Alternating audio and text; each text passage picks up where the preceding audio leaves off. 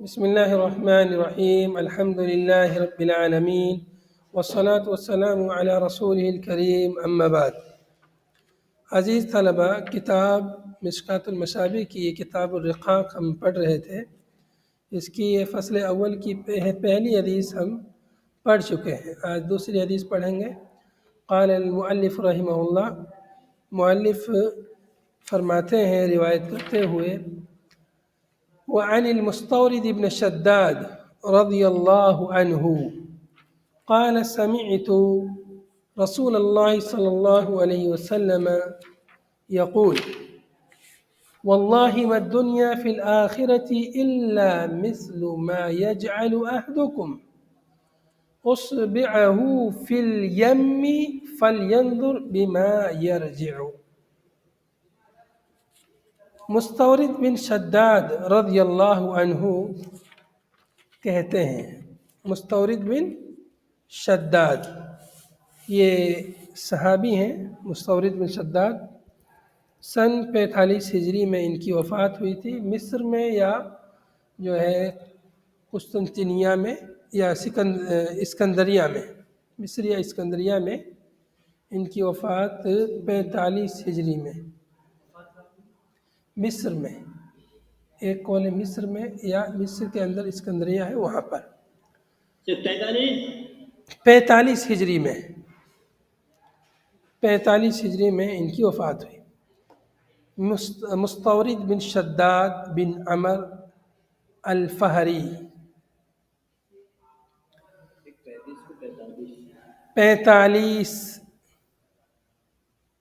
45 یہ کہتے ہیں، چند بہت کم حدیثیں ان سے مروی ہیں، کہتے ہیں سمعت رسول اللہ صلی اللہ علیہ وسلم یقول، کہ میں نے رسول اللہ صلی اللہ علیہ وسلم کو فرماتے ہوئے سنا ہے، واللہ ما الدنیا فی الآخرتی، واللہ اللہ کی قسم، واللہ واو قسمیہ ہے، واللہ اللہ کی قسم، آگے جو بات آ رہی ہے اس بات میں تاکید پیدا کرنے کے لیے یہ قسم کا صیغہ استعمال کیا جاتا ہے۔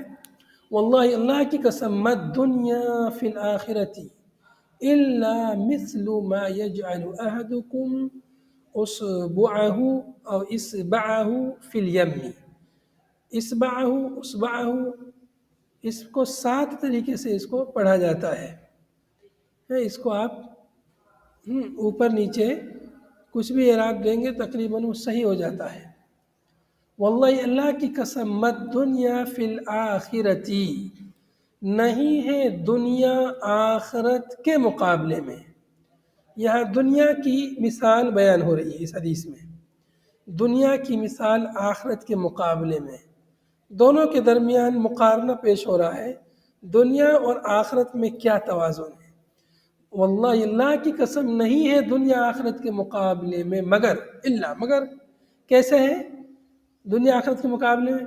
مثلو اس جیسے ہے، ما یجعل احدکم جو تم میں سے کوئی شخص رکھے، اصبعہ اپنی انگلی کو، فی الیم سمندر میں، تم میں سے کوئی شخص اپنی انگلی کو سمندر میں ڈالے پھر نکالے اس کو، فَلْيَنْظُرْ پس وہ دیکھے، بِمَا يَرْجِعُ کہ اس کی انگلی کیا لے کر لوٹی ہے۔ سمندر میں انگلی ڈالی اور پھر سمندر سے انگلی نکالی، اب انگلی پر کتنا پانی آئے گا؟ جتنا پانی انگلی میں آیا ہے اس پانی کے چند قطرے یا معمولی سا جو پانی انگلی پہ لگ کر آتا ہے، جو تراوٹ انگلی پہ ہوتی ہے، بس آخرت کے مقابلے میں ایسے ہی یہ تراوٹ یا چند قطرے، جیسے سمندر کے مقابلے میں یہ چند قطرے۔ اب سمندر کے مقابلے میں پانی کے اس قطرے کی کوئی حیثیت ہے جو انگلی پہ لگا ہے؟ کوئی حیثیت نہیں ہے۔ ایسے ہی دنیا کی بھی آخرت کے مقابلے میں یہی حیثیت ہے، دنیا کی بھی آخرت کے مقابلے میں یہی حیثیت ہے جو اس پانی کی حیثیت ہے سمندر کے مقابلے میں۔ مطلب یہ ہے کہ دنیا کی آخرت کے مقابلے میں کوئی حیثیت نہیں ہے۔ کس اعتبار سے؟ ایک تو زمانے کے اعتبار سے کہ دنیا کی جو مدت ہے، انسان جو ہے مختصر سی زندگی گزارتا ہے، 50 سال 100 سال کے آس پاس ہے۔ اس کے بعد آخرت کی پھر زندگی لامتناہی ہے، کبھی نہ ختم ہونے والی ہے، ہمیشگی کی زندگی ہے آخرت کی۔ تو اس لیے آخرت کے مقابلے میں دنیا کی زندگی کچھ بھی نہیں ہے۔ دنیا کی نعمتیں، دنیا کے ناز و نعم، عیش و عیاشی آخرت کے مقابلے میں کچھ بھی نہیں ہے۔ تو ایک تو زمانے کے اعتبار سے، مدت کے اعتبار سے، اور ایسے ہی جو ہے دنیا کی جو نعمتیں ہیں، دنیا میں جتنی بھی اچھی چیزیں ہیں، وہ ساری آخرت کی نعمتوں کے مقابلے میں ویسے ہی ہیں جیسے یہ معمولی سا پانی جو انگلی میں لگ جاتا ہے جب ہم اس کو سمندر میں ڈالیں، تو سمندر کے مقابلے میں اس کی کوئی حیثیت نہیں ہے۔ ایسے ہی دنیا کی ساری نعمتیں آخرت کے مقابلے میں جو ہے کچھ بھی حیثیت نہیں رکھتی دنیا کی نعمتیں۔ اس حدیث میں مقابلہ کا ترجمہ فی الآخرہ مت دنیا فی الآخرہ، یہ مفہوم اس سے اخذ ہو رہا ہے، آخرت میں دنیا نہیں ہے، یعنی آخرت کے مقابلے میں، آخرت سے جب اس کا ہم توازن کریں گے تو یہ اس کی مثال بنتی ہے۔ مقابلے کا کوئی عربی لفظ یہاں نہیں ہے، وہ اس سے مفہوم اس سے یہ بنتا ہے۔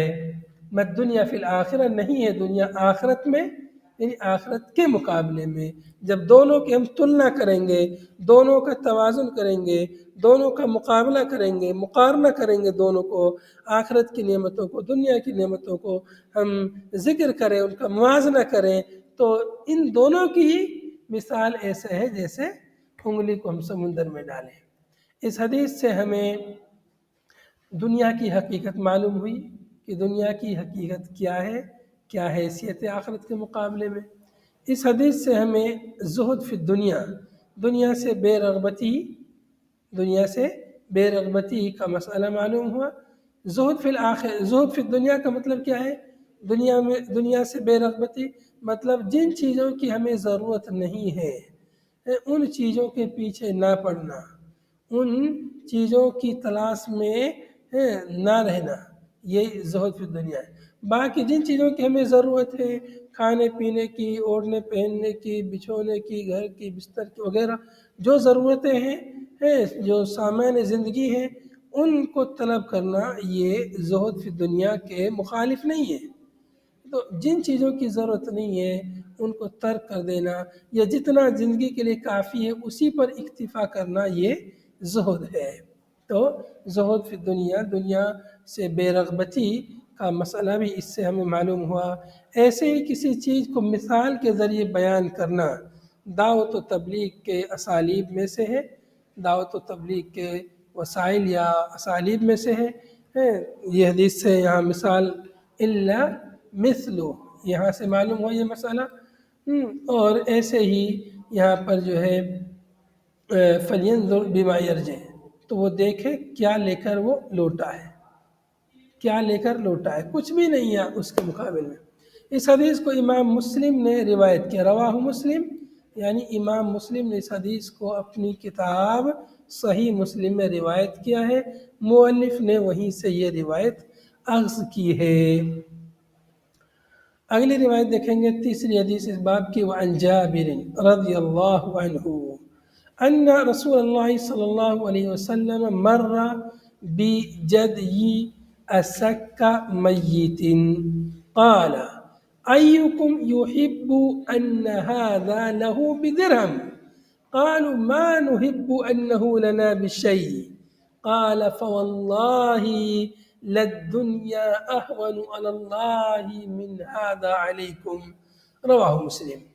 حضرت جابر رضی اللہ عنہ، جابر بن عبداللہ رضی اللہ عنہ سے روایت ہے کہ رسول اللہ صلی اللہ علیہ وسلم کا گزر ہوا، مرور سے رسول اللہ صلی اللہ علیہ وسلم کا گزر ہوا، بجدی اسک میت، بجدی اسک، اسک کہتے ہیں وہ جس کا کان کٹا ہو یا کان چھوٹا ہو، جدی اسک بکری کا بچہ ہے جس کا کان کٹا ہو، میت مرا ہوا ہے۔ نیچے 2 نمبر حاشیے میں اس کا معنی بھی دیا ہوا ہے، الجد الاسک ولد المعز صغیر الاذن او ادیمها او مقطوعها.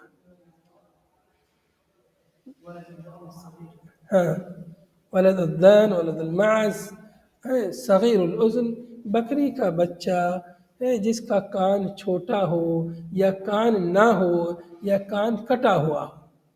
تو رسول اللہ صلی اللہ علیہ وسلم کا گزر ہوا، بکری کے ایک بچے کے پاس سے، اس بچے کا کان کٹا ہوا اور وہ بچہ مرا ہوا، اس کے پاس سے گزر ہوا بکری کا مرا ہوا بچہ اور اس کا کان کٹا ہوا. قال، آپ نے سوال کیا لوگوں سے، بکری کا بچہ، جی جی بکری کا بچہ، ایو یعنی بکری کا، بھیڑ کا، سب اس میں داخل ہے. ایکم یحب ان ھذا لہ بدرہم، تم میں سے کون چاہتا ہے، کون پسند کرتا ہے کہ اس کے لیے یہ بکری کا بچہ بدرہم، درہم کے عوض میں ملے، پیسوں میں؟ کیا تم میں سے کوئی آدمی اس بکری کے بچے کو پیسے میں، درہم میں خریدنا چاہتا ہے؟ آپ نے سوال کیا لوگوں سے. قالوا، فقالوا، لوگوں نے کہا، ما نحب انہ لنا بشیء، ہم نہیں چاہتے کہ یہ ہمیں کسی چیز کے بدلے میں ہو. اور بعض دوسری روایتوں میں مزید صراحت ہے، یہاں مختصر ہے روایت. انہوں نے کہا کہ اللہ کے رسول، یہ تو مرا ہوا ہے، اگر زندہ بچہ ہوتا یہ کان کٹا، پھر بھی ہم اسے پسند نہیں کرتے. کان کٹا ہوا، اس میں عیب ہے، یہ اس کا کان کٹا ہے، پھر بھی ہم اس کو پسند نہیں کرتے. لیکن یہ تو مرا ہوا ہے، اس کو، اور وہ بھی پیسوں میں، کون اس کو لے گا؟ اس کو فری میں بھی نہیں لے گا، مرا ہوا ہے کوئی. قال، آپ نے فرمایا، فواللہ، اللہ کی قسم، للدنیا اہون علی اللہ من ھذا علیکم، اللہ کی قسم، یقیناً دنیا اس سے کہیں زیادہ رذیل ہے، کہیں زیادہ حقیر ہے اللہ کے نزدیک، من ھذا، اس سے، یہ بکری کا جو بچہ ہے، علیکم، تمہارے نزدیک جو یہ حقیر ہے بکری کا بچہ، اس سے کہیں زیادہ اللہ کے نزدیک دنیا حقیر ہے. جیسے تمہاری نگاہوں میں اس بکری کے مرے ہوئے بچے کی کوئی حیثیت نہیں، کوئی وقت نہیں، کوئی قیمت نہیں، ایسے ہی اللہ کی نگاہ میں دنیا کی کوئی قیمت نہیں، دنیا کی کوئی حیثیت نہیں، دنیا کا کوئی مقام نہیں.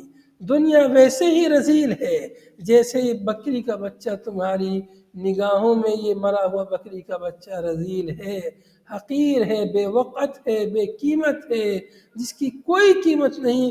ایسے ہی یہ پوری دنیا، اور دنیا میں یہ سب جو نعمتیں ہم دیکھ رہے ہیں، یہ دنیا اللہ کی نگاہ میں ایسے ہی رذیل ہے، حقیر ہے، بے وقت ہے، بے قیمت ہے، بے فائدہ ہے، جیسے تمہاری نگاہ میں بکری کا یہ بچہ. رواہ مسلم. اس حدیث کو بھی امام مسلم نے روایت کیا ہے. اس حدیث سے بھی ہمیں دنیا کی حیثیت معلوم ہوئی کہ اللہ کی نگاہ میں دنیا کی کیا حیثیت ہے، کیا وقت ہے دنیا کی. یہ مسئلہ بھی ہمیں اس حدیث سے معلوم ہوا. اس حدیث میں بھی اللہ کے نبی صلی اللہ علیہ وسلم نے مثال کے ذریعے دنیا کی حقارت کو بیان فرمایا. جیسے یہ بکری کا بچہ، مرا ہوا کن کٹا بچہ جیسے تم کو ناپسند ہے، ویسے ہی اللہ کو دنیا بھی ناپسند ہے. دنیا کی کوئی وقت نہیں، کوئی قیمت نہیں. آگے مزید حدیث میں اس کا تذکرہ آ رہا ہے کہ دنیا اتنی مطلب حقیر کیوں ہے. اگلی روایت ہے، وعن ابی ہریرہ رضی اللہ عنہ قال، قال رسول اللہ صلی اللہ علیہ وسلم، الدنیا سجن المؤمن وجنت الکافر. روایت ہے حضرت ابو ہریرہ رضی اللہ عنہ سے، مشہور صحابی ہیں ابو ہریرہ، عبد الرحمن بن صخر الدوسی ان کا نام ہے، عبد الرحمن بن صخر الدوسی رضی اللہ عنہ. مکثرین صحابہ میں سے ہیں جنہوں نے سب سے زیادہ حدیثیں روایت کی ہیں. ان میں سے ایک ہے ابو ہریرہ. اللہ کے رسول صلی اللہ علیہ وسلم نے ان کی یہ کنیت رکھی تھی. ایک دفعہ مطلب بلی کے بچے سے وہ کھیلتے تھے، اس لیے حرہ اس کو بولتے ہیں بلی کو. تو بلی سے وہ کھیل رہے تھے، بلی کے بچے سے، تو نبی صلی اللہ علیہ وسلم نے اس کو ابو ہریرہ کہا، تو انہوں نے اسی کنیت کو اپنے لیے پسند کر لیا. حضرت ابو ہریرہ رضی اللہ عنہ سے روایت ہے، کہتے ہیں کہ رسول پاک صلی اللہ علیہ وسلم نے ارشاد فرمایا، الدنیا سجن المؤمنی و جنت الکافر، دنیا مومن کے لیے قید خانہ ہے اور کافر کے لیے جنت ہے۔ دنیا مومن کا قید خانہ اور کافر کی جنت ہے۔ رواہ مسلم، حدیث کو مسلم نے روایت کیا ہے۔ کیا مطلب ہوا اس کا؟ الدنیا سجن المؤمن، دنیا مومن کے لیے قید خانے کے مانند ہے اور کافر کے لیے جنت کے مانند ہے۔ اس کا مطلب یہ ہے کہ جس طرح سے قید خانے میں مشقت اور پریشانی اور صعوبتیں ہوتی ہیں، ایسے ہی دنیا میں مومن کے لیے مشقت، پریشانی، صعوبتیں ہوتی ہیں۔ اس لیے کہ ایک مومن دنیا میں وہ آزاد نہیں رہتا کہ جو چاہے کرے، بلکہ اس کی آزادیاں کتاب و سنت سے بندھی ہوئی ہوتی ہیں، اس کی آزادیاں دین سے جڑی ہوئی رہتی ہیں۔ وہ اپنی من مرضی کچھ نہیں کر سکتا ہے، جو اس کو اللہ نے حکم دیا ہے کرنے کا وہی کرے گا، جس سے منع کیا اس سے رک جائے گا۔ مومن ہے تو اللہ رب العالمین نے جن چیزوں سے انہیں روکا ہے ان سے رک جائے گا۔ اللہ تعالیٰ نے انسان کی بہت ساری خواہشات ہیں، بہت ساری چاہتے ہیں، ایسے ہی مومن کی بھی بہت ساری چاہتے ہیں۔ وہ بھی چاہتا ہے اپنی خواہشات کو پوری کرے، وہ بھی چاہتا ہے مال و متاع حاصل کرے، لیکن کسی کے مال کو چوری کرنا، کسی کے مال پر ڈاکہ ڈالنا، کسی کی عزت و آبرو کو لوٹنا، وہ اپنے لیے جائز نہیں سمجھتا، اپنے لیے جائز نہیں سمجھتا ان چیزوں کو۔ کیوں؟ اس لیے کہ دین نے اس کو منع کیا ہے، تو اس طرح سے وہ ان چیزوں سے بندھا ہوا ہے۔ اللہ کا حکم ہے نماز پڑھو، وہ نماز پڑھتا ہے، چاہے بیمار ہو، چاہے سفر میں ہو، چاہے تندرست ہو، چاہے کتنی بھی مطلب اس کو کوئی بھی ضرورت ہو، ہر ضرورت چھوڑ کر اسے وقت پر نماز ادا کرنی ہے۔ تو یہ اللہ کے حکم کے تابع ہے، ایسا نہیں کہ جو چاہے کرے۔ تو اس طرح سے مومن جو ہے بہت ساری پابندیاں اس کے اوپر ہیں۔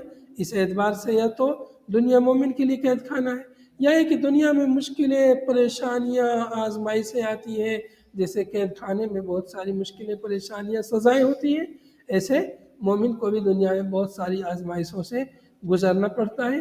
اس اعتبار سے مومن کے لیے دنیا قید خانہ ہے، اور کافر کے لیے دنیا یہ جنت ہے، اس لیے کہ کافر اس دنیا کو سب کچھ سمجھتا ہے، آخرت پر اس کا ایمان نہیں ہوتا، آخرت کے بارے میں اسے یقین نہیں ہے، بس سمجھتا ہے یہی دنیا سب کچھ ہے، تو اس لیے وہ دنیا کی ناز و نعمت اس کے لیے جنت ہے، آخرت کا اس کے یہاں تصور نہیں ہے۔ ساری محنت اس کی، ساری جد و جہد، ساری کوششیں اس کے لیے دنیا کے لیے ہوتی ہیں، جبکہ ایک مومن کی تمام تر کوششیں آخرت کے لیے ہوتی ہیں۔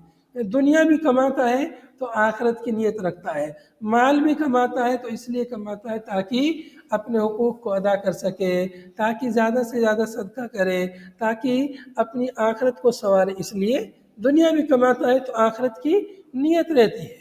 تو مومن کی تمام تر کاوشیں، ساری جد و جہد آخرت کے لیے ہوتی ہے، اور کافر کی ساری جد و جہد دنیا کے لیے ہوتی ہیں۔ اس لیے آپ دیکھیں گے زیادہ تر دنیا میں جو ناز و نعمتیں ہیں وہ کفار کے پاس زیادہ ہیں، اس لیے کہ ان کی ساری تگ و دو دنیا کے لیے ہے۔ وہ کہتے ہیں ربنا آتنا فی الدنیا، دنیا میں دے دے ان کے لیے، وہ دنیا میں چاہتا اللہ ان کے لیے دنیا میں دے دیتا ہے، آخرت میں ان کو نہیں ملیں گے۔ اور بہت سارے کافر ایسے ہیں انہیں دنیا میں بھی نہیں ہے، آخرت میں بھی نہیں ہے، ایسے بھی بہت سے کفار ہیں۔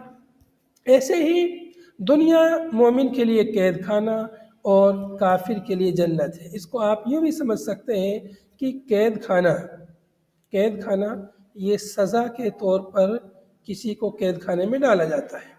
کوئی آدمی مجرم ہوتا ہے، گنہگار ہوتا ہے، تو اس کو کیا کرتے ہیں؟ قید خانے میں، جیل میں ڈال دیتے ہیں، ایسے ہی مومنین کو دنیا میں بھیجا گیا ہے۔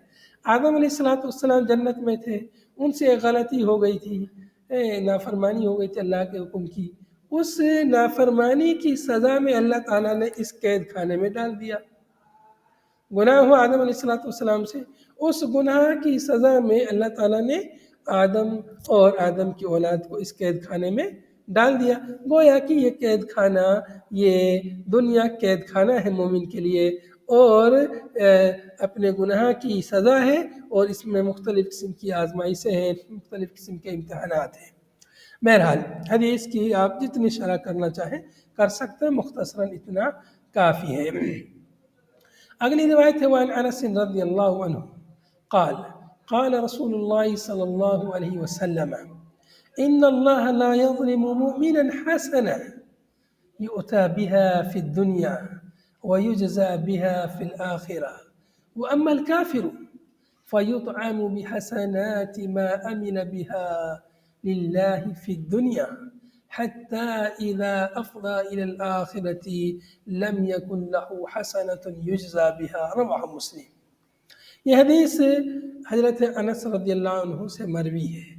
حضرت انس کون ہے؟ انس ابن مالک رضی اللہ عنہ، خادم رسول اللہ صلی اللہ علیہ وسلم، نبی صلی اللہ علیہ وسلم کے خادم ہیں۔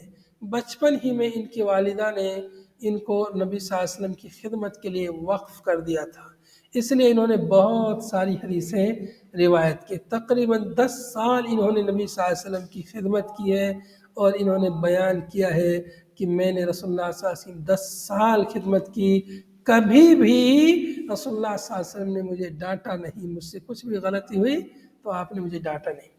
بہرحال کہتے ہیں حضرت انس رضی اللہ عنہ کہ رسول پاک صلی اللہ علیہ وسلم نے ارشاد فرمایا ان اللہ لا يظلم مومنا حسنا، یقیناً اللہ سبحانہ وتعالی مومن پر ایک نیکی کا بھی ظلم نہیں کرتا ہے۔ کوئی بھی نیکی حسنہ بھلائی کا کام مومن نے کیا ہے، اللہ تعالیٰ اس نیکی کو ضائع نہیں کرے گا۔ لا يظلم مؤمنا حسنة، حسنہ ایک نیکی کے برابر بھی، یا ایک بھلائی کو اس کی ایک بھلائی کو ختم کر کے بھی اس پر ظلم نہیں کرے گا۔ جو بھی بھلائی کرے گا مومن، اس کو اس کی بھلائی کا بدلہ ملے گا۔ یؤتی بہا، اس کو دیا جائے گا اس حسنہ کے بدلے میں، اس بھلائی کے بدلے میں، فی الدنیا، دنیا میں جو نیک کام کریں گے، بھلا کریں گے، کسی کے ساتھ اچھائی کا کام کریں گے، اس حسنہ کے بدلے میں دنیا میں بھی دیا جائے گا۔ وَيُجْزَى بِهَا فِي الْآخِرَةِ، اور آخرت میں اس کا بدلہ دیا جائے گا۔ آخرت میں اس کا بدلہ، جو بھی نیکی کرے گا مومن بندہ، آخرت میں اس کو اس کا بدلہ دیا جائے گا۔ بہت سارے ایسے نیک اعمال ہیں دنیا میں اس کا بدلہ نہیں ملتا، لیکن آخرت میں اس کا ملتا ہے۔ بہت سارے ایسے کام ہیں، بندہ سوچے گا اللہ تعالیٰ یہ نیکی کہاں سے آ گئی، میں نے کی نہیں، تو اللہ تعالیٰ کہے گا تمہارے فلاں کام کی وجہ سے یہ نیکی ہے۔ تو مطلب اللہ بندے پر، مومن پر کچھ ظلم نہیں کرتا، جو بھی ہم نیکی کریں گے اس کا بدلہ ہمیں ملے گا۔ وَأَمَّا الْكَافِرُ، اور جہاں تک کافر کی بات ہے، اور رہا کافر، فَيُطْعَمُ بِحَسَنَاتِ مَا عَمِلَ بِهَا لِلَّهِ فِي الدُّنْيَا، اسے کھلایا جاتا ہے، کافر کو کھلایا جاتا ہے بحسنات، نیکیوں کے بدلے میں، اچھائیوں کے بدلے میں۔ کافر بھی تو بہت سارے خیر کے کام کرتے ہیں، بہت سارے رفائی کام کرتے ہیں، بہت سارے لوگوں کے ساتھ اچھے سلوک، اچھا برتاؤ اور صدقات و خیرات وغیرہ بہت اچھے کام کرتے ہیں، بہت سے مسلمانوں سے بھی زیادہ کرتے ہیں، لیکن کفر کی وجہ سے ان کی نیکیوں کی کوئی حیثیت نہیں، کوئی قیمت نہیں، وہ ساری نیکیاں ان کی ختم ہو جاتی ہیں۔ لیکن پھر بھی اللہ تعالیٰ ان کو کھلاتا ہے ان کی نیکیوں کے بدلے میں۔ فیطعم، کافر کو کھلایا جاتا ہے بحسنات، نیکیوں کے بدلے میں، ما عمل بها للہ، جو انہوں نے اللہ کے لیے کی، ما عمل بها، ان نیکیوں کے بدلے میں جو انہوں نے اللہ کے لیے کی، فی الدنیا، دنیا میں اسے کھلایا جاتا ہے۔ فیطعم بحسنات، حسنات کے بدلے کھلایا جاتا ہے اس کو، فی الدنیا، دنیا میں، حتی اذا افضى الى الاخرہ، یہاں تک کہ جب وہ آخرت کی طرف چلا جاتا ہے، کوچ کرتا ہے، لم یکن لہ حسنہ، تو اس کے پاس کوئی نیکی باقی نہیں رہتی، یجزی بہا، جس کا اسے بدلہ دیا جائے، جس کا اسے بدلہ دیا جائے، کوئی نیکی اس کے پاس نہیں رہتی۔ رواہ مسلم، اس حدیث کو بھی امام مسلم نے روایت کیا ہے۔ اس حدیث سے ہمیں ایک مومن اور ایک کافر کے درمیان توازن، دونوں کے درمیان ان کے اعمال کا توازن معلوم ہوا، کہ کافر کتنی بھی نیکیاں کرے، کتنے بھی اچھے کام کرے، اس کے نیک اعمال کا بدلہ اس کو دنیا میں مل جاتا ہے، اس کے نیک اعمال کا بدلہ اس کو دنیا میں ملتا ہے۔ اور بعض دیگر روایتوں سے یہ بھی معلوم ہوتا ہے کہ جو کافر ہوتے ہیں ان کے نیک اعمال کی وجہ سے ان کے عذاب میں تخفیف رہتی ہے۔ جس کے نیک اعمال بہت ہوتے ہیں تو عذاب اس حساب سے اس کو کم رہتا ہے، لیکن چونکہ کفر پہ مرا رہتا ہے تو اس کو ہمیشہ جہنم میں رہنا پڑے گا۔ اور جن کے برے اعمال زیادہ ہیں، کفر ہے، کفر کے ساتھ اور بہت ساری ظلم و زیادتیاں اور بہت سارے گناہ ہیں، تو ان کا عذاب اور زیادہ بڑھ جاتا ہے۔ لیکن مومن کی شان کیا ہے؟ مومن کی شان یہ کہ جو اچھائی کرتا ہے تو اچھائی کا بدلہ اس کو دنیا میں بھی اچھا ملتا ہے اور آخرت میں بھی، اور آخرت میں تو ملے گا ہی ملے گا، دنیا میں بھی اس کو اس کی نیکی کا اچھا بدلہ ملتا ہے اور آخرت میں بھی اس کو اس کی نیکی کا اچھا بدلہ ملتا ہے۔ اللہ رب العالمین کسی پر ظلم نہیں کرتا ہے۔ اللہ رب العالمین نے ظلم سے اپنی نفی کی ہے قرآن پاک میں، اور یہاں بھی جو ہے ظلم سے اللہ تعالیٰ نے، یہاں پر اللہ کے رسول صلی اللہ علیہ وسلم نے نفی کی ہے کہ اللہ رب العالمین ظلم نہیں کرتا، کیونکہ ظلم یہ ایک اچھی صفت نہیں ہے، بری صفت ہے۔ اس لیے اللہ رب العالمین نے اپنے سے ظلم کی نفی کی ہے، رسول اللہ صلی اللہ علیہ وسلم نے بھی ظلم کی نفی کی ہے۔ تو اس طرح سے ان احادیث سے ہمیں دنیا کی قیمت معلوم ہوئی، دنیا کی بے وقتی معلوم ہوئی، اور دنیا سے بے رغبتی کی ہمیں تعلیم معلوم ہوئی کہ ہماری تمام تجد و جہد، ساری کوشش آخرت کے لیے ہونی چاہیے۔ جو بھی ہم کام کریں، تعلیم حاصل کریں یا ہم تجارت کریں، بزنس کریں، کھیتی باڑی کریں، کچھ بھی کام کریں، اس کے پیچھے ہماری نیت جو ہے آخرت ہونی چاہیے، آخرت کو بنانا اور سنوارنا ہونا چاہیے۔ حلال چیز حاصل کرنے کی کوشش کرنی چاہیے، حرام سے بچنا چاہیے، تاکہ ہمیں دنیا کے مقابلے میں آخرت ہمیں ملے۔ ھذا وصلی اللہ وسلم علی نبینا محمد وعلی آلہ وصحبہ اجمعین۔ سبحانک اللہم وبحمدک، نشہد ان لا الہ الا انت، نستغفرک ونتوب الیک۔ السلام علیکم ورحمۃ اللہ۔